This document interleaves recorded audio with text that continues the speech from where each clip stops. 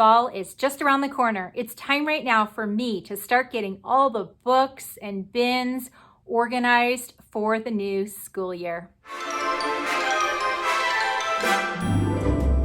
Hey guys, it's Holly. If you are new to my channel, I am a homeschooling mom of 4 kids, and it is that time of year, the end of the summer, when I do some organizing to get ready for the school year to begin. I have all my books, I have all my school supplies, but now it is just that time when I like to get in there, clean out the bins, clean out the school cabinet, and start fresh for a new school year. So come and join me right now as I get all refreshed and ready for our school to begin.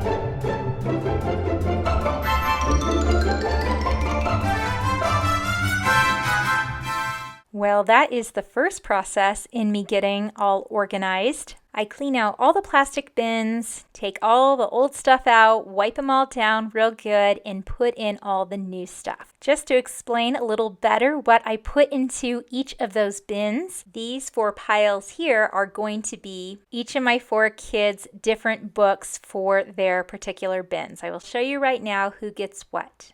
This first pile here is for my youngest daughter. She is going to be doing kindergarten this year. So this is going to be all the books that will fit into her bin. We have math, language arts, brain quest workbook, and a pocket folder. The pocket folder will be for different worksheets I will give her to do now and then. I'm not planning to give her any worksheets the first couple weeks of school, so it is going to remain empty right now. This is her plastic bin, and all the books fit in here really nicely. There's a lot of room in this bin. I might add some more books to it later on, but for now, this is all I'm going to be putting in it. I love these bins because they are see-through and because you can write their names right on the front here with either a dry erase marker or even a permanent marker, and they all stack really nicely. They are very affordable and sturdy bins. I buy them at Walmart. This is the pile for my son. He is going into 3rd grade this year, and he will be writing in a journal daily. I also have his different workbooks, his geography, vocabulary, and language arts.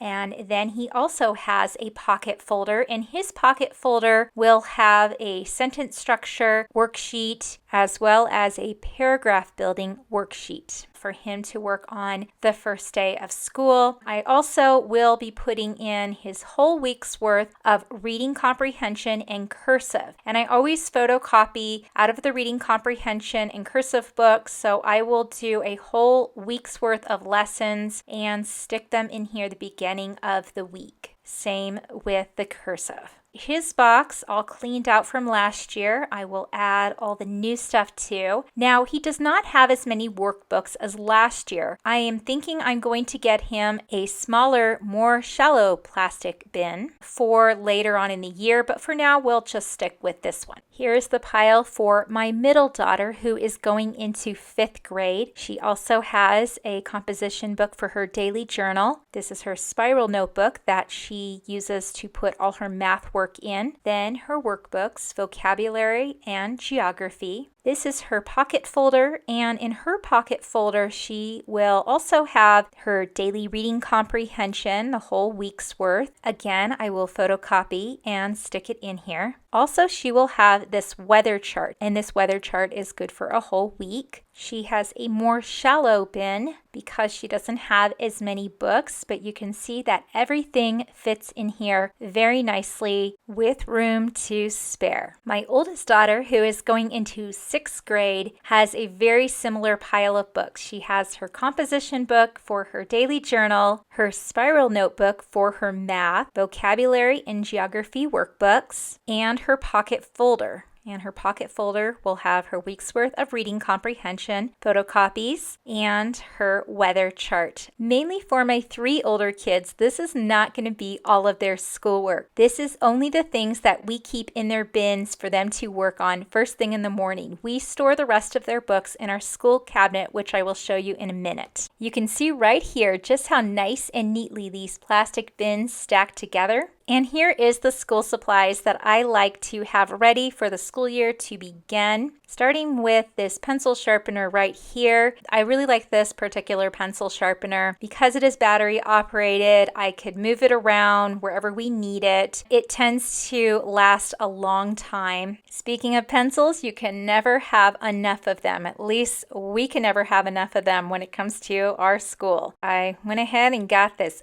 big pack of 48. We will most likely use all of these pencils. Now, I like this particular brand because I found in the past getting other brands, they tend to break. Highly recommend this particular brand. I always make sure to have plenty of add-on erasers because the erasers usually don't outlast the pencil, as well as these tubes that go on the pencils to help with the pencil grip. We go through a lot of Post-its as well for either marking things in books or notes I will write to the kids. New glue sticks are important, as well as a good highlighter. A ruler or two, of course, is always important to have. We use it a lot for math. I like this bendable ruler here. I always make sure we have a fresh packet of markers for our school cabinet and a fresh box of crayons and a brand new pair of safety scissors for my kindergartner. And then paper. We always make sure we have plenty of paper. I get the wide rule and the college rule. We use these a lot for different subjects. I also have this beginner writing paper for my kindergartner. It is used a lot for practicing handwriting. I also picked up these for my 3 older kids, these pencil holders. I filled them up with brand new colored pencils. My older kids use colored pencils when they are working on their history curriculum, and I like how this can fit into a 3-ring binder, or they can also put it into their school bin. A dry erase board is also essential for a homeschooling classroom. Some families might have a full-size dry erase board hanging up on their wall.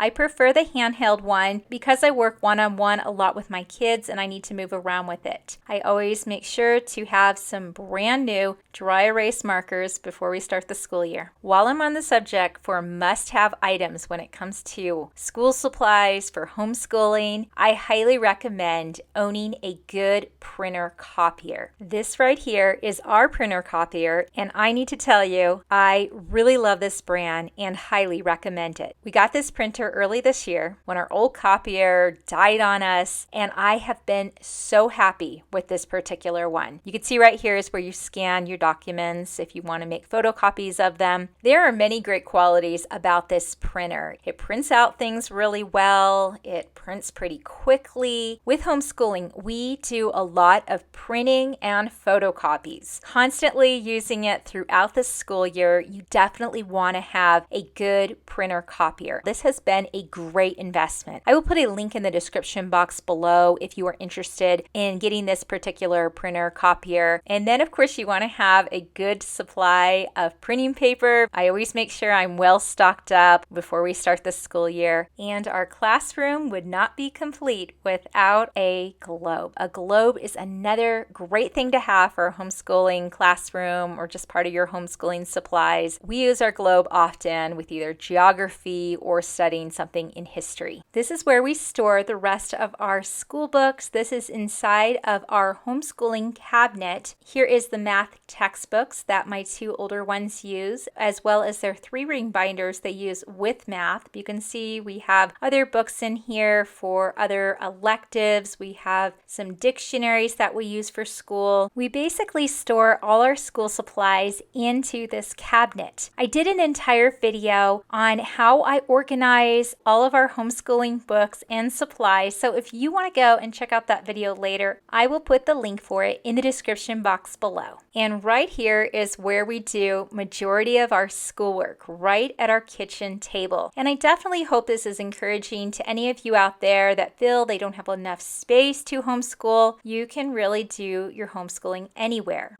Our kitchen desk is another area that I like to keep some homeschool stuff at. You can see it's pretty overcrowded right now, so with a little cleaning, I got it to look just like this for the start of our school year. This is how I like it to be for the school year. Of course, it is not going to stay this neat, but for now, I'm happy with it being organized. I have a large supply of brand new pencils as well as fresh brand new markers. Then I also have a highlighter if we need it and a Sharpie. I also have the dry erase markers here, our American flag for saying our Pledge of Allegiance. Then I have a couple rulers on hand, our pencil sharpener. I also have this backup pencil sharpener in case the batteries go out when we're in the middle of school and I don't feel like changing them. In this bin right here, I just kept it full with a lot of good crayons, so that way there's plenty of crayons on hand if my kids need them for anything. This box right here is my youngest daughter's kindergarten supply box. I put all her brand new crayons in here, as well as her new safety scissors and a fresh glue stick. But everything here is ready for the first day of school.